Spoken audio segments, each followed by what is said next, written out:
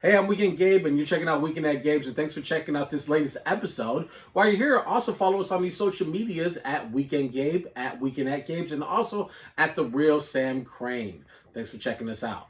I know we're waiting on Mashaun Ali from Trap House Chicago, but assuming the worst is my job here on Weekend at Gabe's as the producer. Assuming he does not join us tonight, I would like to plug the event anyway. So if you don't know Mashaun Ali, you don't know Trap House Chicago, go back and watch the episode we did with Heavy Crowns talking about their work out at Concept Store 002, not to be confused with Concept Store 001, which was their origins. But they have since moved from Concept Store 002 down the street, up the road, I should say, to Concept Store 003 in Wicker Park, 1418 West Division Street. You can catch them there this Saturday, October 30th, for the release of Golden Child's new EP. I do not have the name of that EP, but I am assuming it is very premiere and very excellent. But Trap House Chicago have been doing a lot of great work, and Mashaun Ali is the founder over there. This summer, he spent time in an installation by the Mariposa Project called Kids in Cages, where he literally spent, I believe it was 24 hours in an 8x8 cage, like they be doing down at the border to these kids. A really emotional project. And they're big into restorative justice out at Trap House Chicago. Gabe, do you know what the definition of restorative justice is? Absolutely.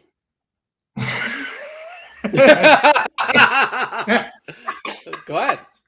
Well, as you know, Gabe, because you're well versed in this topic, restorative justice is a new kind of justice that seeks reconciliation from criminals, from the victims, and the community at large. So, moving away from incarceration is the only way to execute justice, as it were. Lots of really great things going on there. They are posted up in Wicker Park now. They are, up on the north side for the first time. They were both, the first two concept stores were down on, I think, 79th or maybe 80th Street. Yep. Excellent venues in and of their own right. Oh, we got Mashaun Ali in the chat. So we are going to get started here on Weekend at Gabe. And that means, Gabe, I'm going to hit the air horns. Let's go. Oh, yeah. Let's get it. All right. It's a pleasure to introduce to the show Mashaun Ali Hendricks, the owner of Trap House Chicago, here on Weekend at Gabe's. Good evening. My brothers. Thank you all for having me, one. And my apologies for being a tad bit tardy. And I'm grateful to be here. So come on, let's get it. Let's get to the business. Absolutely. Absolutely. We appreciate your time. We should have told you to dress up for the occasion, but seems like you're a little bit more. Hey, the man is a busy man, Gabe. He's out here promoting events. He's out here building community gardens. He is out here going crazy. In a whole nother city too, and I'm dressed for the occasion. Man, I'm repping the city, the community. There you go. Come on. So you've been very much involved, like Sam was mentioning, with restorative justice. You're a practitioner working with trying to do reconciliation, especially to prevent for crime prevention through the crime drought initiative that you've been working on for several years.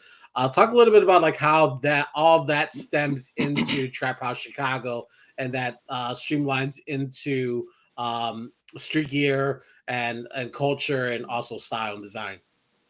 All right, so I'll talk fast. I don't know how much time you all have allotted for me, especially knowing that I got here a little late. So Trap House Chicago is my private practice. All right, so, and what I mean by that is it's how I practice restorative justice. It's how I apply this philosophy, restorative justice. Before I started Trap House Chicago, and that's 6 years ago, I was, and still am, a restorative justice practitioner and trainer. All right. So when I was a high school teacher, that's what I did in my classroom. I was 24. My students were 17 to 22. So we were damn near peers. All right. So day one wasn't no respect. None of that. All right. But on day 30, 4 weeks into first semester, after sitting in peace circles every day, it was more than respect. It was love. It was trust. It was empathy. It was not just for me as a teacher with my students, but between students. All right. So what no write-ups, what no suspensions, what no expulsions in my classroom. And that caught the attention of administration, CPS, started working at an organization that had a contract with CPS, Alternatives on the north side. Oh, yeah. Yep. Good people up there. Learned a lot there also, and I was able to make a crazy impact. This is when the Obama administration had a grant that funded restorative justice to be in 4 schools, and it was new at the time. So it was a north side school, a south side school, east side, and a west side school, called the Safe Schools Consortium. And I was one of the coordinators, myself, someone from Chicago Teachers Union. And we would go all 4 different schools doing restorative justice trainings, reducing the number of suspensions, expulsions, and in-school arrests for students of color. And, that was my work with CPS. And then State Farm funded what's called restorative policing strategies. Y'all heard, I'm saying, restorative policing strategies. And I helped implement this curriculum to not only just train police officers to be peace circle keepers, but also create a curriculum around what does it look like to be a restorative police officer. I said yes to this opportunity because I thought we was going to be working with the beat officers, the people that's out here really, one-to-one contact. Yeah. Yes. And we didn't. We was working with the CAPS program. That's like the Hug a Thug cops, which is cool. Ain't nothing wrong with that. But like that's like our aunties. It was a whole bunch of people who already understood that there was a need for transformation in how policing. So it wasn't that effective. So then after that, there was this restorative justice community court in North Lawndale. And they was looking for a consultant. There was a need for a restorative justice consultant, someone who understood restorative justice through and through and was able to create another curriculum, implement the curriculum, share it, hold circles. So I said yes to that. And it was cool. But what I was realizing, and it didn't take me long to realize it, is that all this restorative justice work, and like restorative justice it's a paradigm shift. Like when the system says restorative justice, it's a paradigm shift. And by paradigm, I mean like a whole way of doing things. Or like a completely opposite, a completely different way of doing things, and how we view crime, how we view wrongdoing, from something to punish to something to like a harm to be healed. All right. So it's like a crime is against the state. A harm is against a person. All right. So, and what I've always said was America been restorative. The system has been restorative. It's just with humans. And like America and the system don't view all people as humane. They don't treat all people humane. They don't treat all people as human, especially when you go against the grain. All right. So saying all that to say, what I realized is working within the system, the only thing that was changing was the black and white. And by black and white, I mean the ink on the paper. All right, with CPS, them teachers was not treating the students differently. One, and it wasn't the teacher's fault. One, they didn't have the adequate training to fully implement a restorative approach to classroom management. They couldn't do it. All right. What CPS did was purchase the watered down version of restorative justice and made it like step 1, talk at a soft tone. Step 2, remove, like it wasn't authentic. So the students was seeing through the fake relationship. All right. So again, the student code of conduct changed, and the way teachers related to students, the way administration related to teachers, the way teachers related to parents, it wasn't different. What no paradigm. There's a paper paradigm, but not an application paradigm. The same thing with CPD. CPD on paper is beautiful. Look at Chicago Police Department on paper. It's a raw organization. And in practice, we already know what time it is. All right. And the same thing goes for every application of restorative justice. And again, I'm not saying it from it being a bad thing. I'm just saying this is just what it is. So again, saying all of that to say, me knowing that relationships is the key, knowing that restorative justice is like the real sauce, and by sauce I mean solution. And by solution, I'm not talking about transforming the system in America. Let the system in America do what it's going to do, because it's intended to do what it's doing. By solution, I mean not just people of color, but people with love in their heart. Truly want to build an economy that is going to sustain and fund other love-based people. Step one is we got to build value-based relations. In my opinion, in my professional opinion, and my personal opinion, we got to use the practice of peace circles to build value-based relationships so that we can actually maintain what we're building. We can work together effectively. We can listen. We can really hear. All right. And then using them circles again to really get to the core of the values. So we can, again, create space for everybody's solution, not talk on top of each other, listen. All right. And the philosophy of restorative justice is rooted in accountability, relationships, and skill building. All right. And accountability, I believe, for love-based people looking for a solution, at some point we got to stop blaming other people. All right. We got to stop blaming the past. All right. Because we're going to keep getting older and older and older and older. And like, Right. we just getting smarter and able to further articulate the harm that's been caused to us and not really get to the solution. Yeah. You know, so again, saying all that, me being proactive, wanting to apply what I know restorative justice is, I created Trap House Chicago. And for me, I've always believed that the people closest to the issues are the ones closest to the solutions. And I don't know no people of color, you know, that the system has ever stopped them from doing something they really want to do. Like if we really want to do something, we're gonna do it. All right. So I figured, let me take this understanding of restorative justice, which we already built with. We gotta be taught to be punitive. We gotta be taught and indoctrinated to pass judgment. All right. So like, let me take this understanding and put it on merchandise and sell it to the hood. All right. And like you said it earlier, like if I need to slow down, y'all want to ask me more questions, I'll do so. No, I just wanted to say, because you have changed headquarters, I think 3 times now. This is your 3rd concept store that we're working on right now, right? Yeah. So Yep.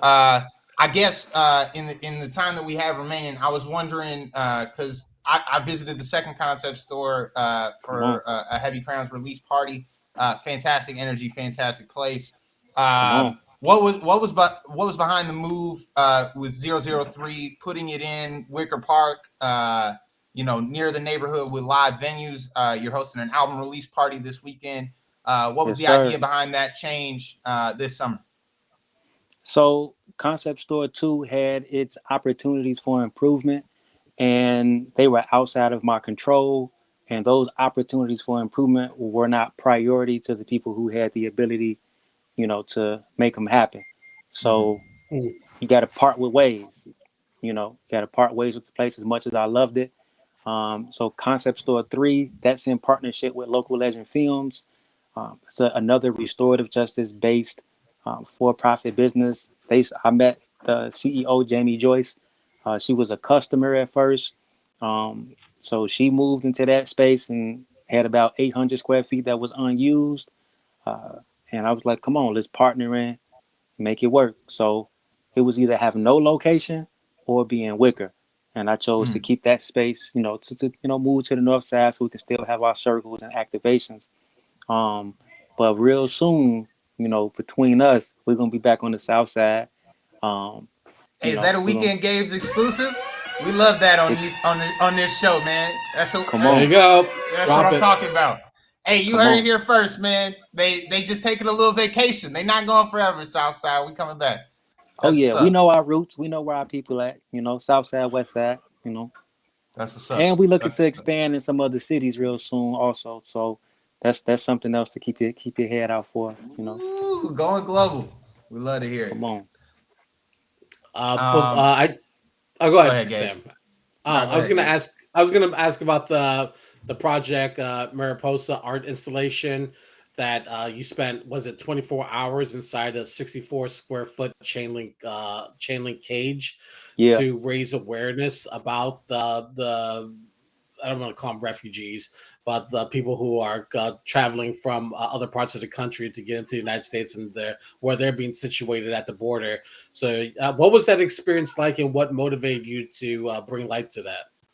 So that experience for me, so being an educator, I love new information, and I'm the type of person that when new information is presented to me, I always say, "Give me grace to counter this new information with what information is currently in my brain." So when it comes to like immigration reform, immigration laws, that was something that I changed the channel on. I felt like that ain't my struggle. I didn't Right. even say that's not my struggle. It didn't have my attention. All right. Mm. Sure. So over the last 2 years, no, not that long, but over the last year and a half, I have been in proximity with the family over at Healthy Hood. They're located in Pilsen, 18th and no, like 20, like Cermak, right off of Cermak and Damon. And Right. we've been involved in the Black and Brown Unity rallies, and the sister Tanya Lozano, presented the opportunity to me. She explained the struggle, the opportunity for, you know, uh, she explained the struggle to me, the realities, and all I could do was just ask question after question. Why people want to come to America? Ain't Mexico better? Like why is a certain organization over there treating their own people that way? Because in America, the people that's moving around doing illegal stuff, boy, they cool, and like at getting the answer to that, like, man, I didn't know it like that. Because on Mm. TV, when I think about those people, boy, they cool. They gonna put on for but like knowing the truth is like, nah, that's not what it is. Like, why would a parent send their kid on a journey, and then like really understanding, not even really hearing the stories behind this issue. Sure. And for me, being an advocate for all shades of skin love, all right, but like not but and Black and Brown unity, I felt like me being a leader, me having a community, let me share, because every person that I talk to, all my homies, bro, what you doing that for, bro? And I'm like, man, bro, let me explain to you. So like what Yeah. with Tanya Lozano of Healthy Hood, what like even the people who came to, like the Pilsen residents who came to just talk to me while I was there, and like hearing those firsthand stories about people who have been deported.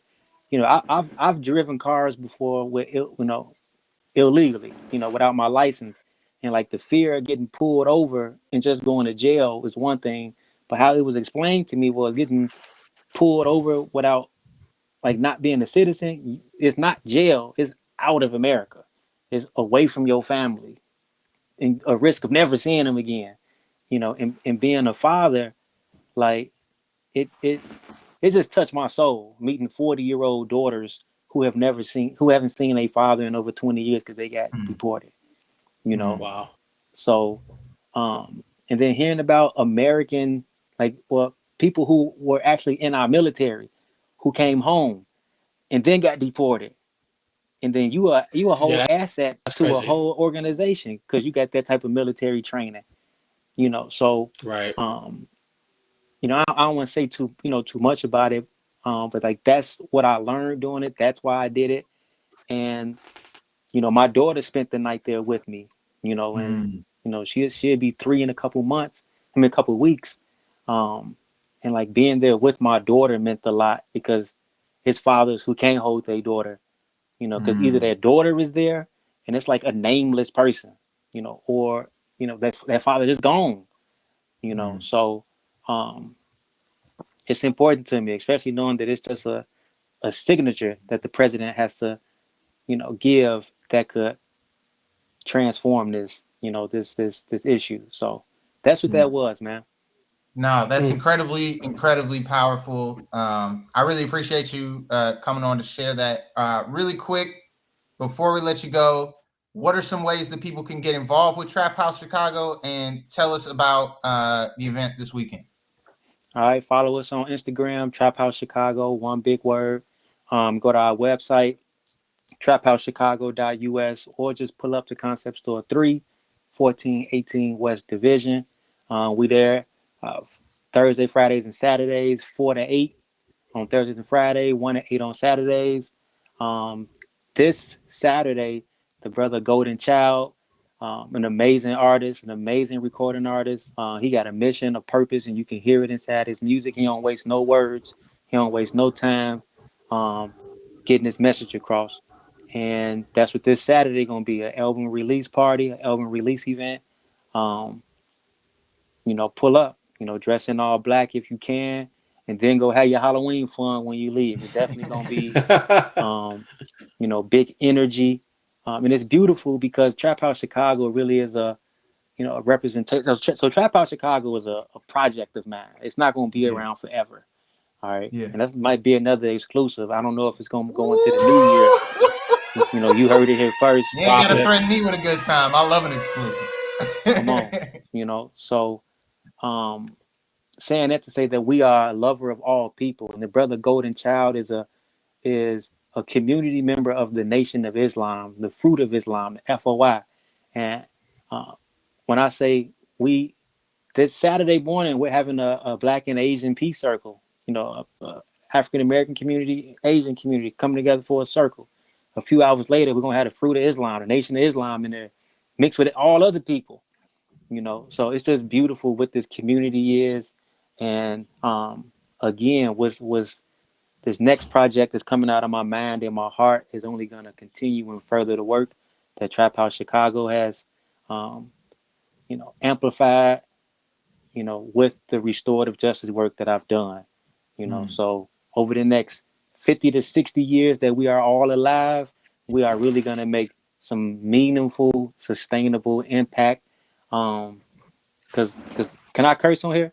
Absolutely. Go in. Boy, because fuck being cool. It's so much bigger than that. It's so much bigger than that. If we are not radically and intentionally doing what's best for our family, doing what's best for our community, doing what's best for ourselves, and it's bigger than getting fresh. It's bigger than getting fits off.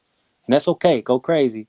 It's bigger than sports. Like, what are we doing to ensure that we're not moving back as a people? Like, what are we doing to ensure that we are amplifying humanity, that we are playing the game properly, you know? So, and that's for me too. That we includes me, you know. So that's why I'm at, doing what I'm doing personally.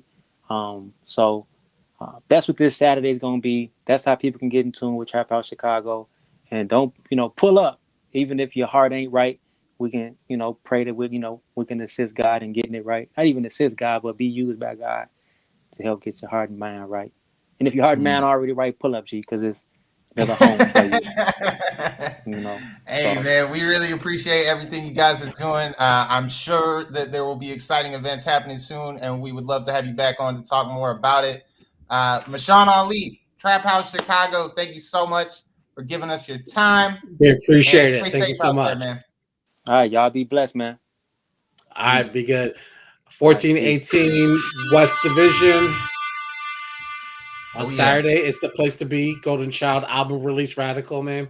Go check it out. Be part of something great and something bigger than you. What a guy. I've wanted to have Mashaun on here for a really long time. It was awesome. Yeah. It was sad that we can only do just a little bit, but you can tell just by talking to him how deep that connection with community goes for him. You know what I mean? And how real that connection with not only his community, but then how genuine it is reaching out to, you know, people in Pilsen, reaching out to even the Wicker Park neighborhood, you know. getting around and being of service. What a guy. If you get a chance to stop by Trap House Chicago, any of their concept stores, South Side, West Side, North Side, whatever you got to do, it's entirely worth the experience. Hey, I'm Weekend Gabe. Thanks for checking out this latest episode of Weekend at Gabe's. Click on any of the links swirling around my head and also hit the subscribe button while you're here. Thanks for checking out us here on YouTube.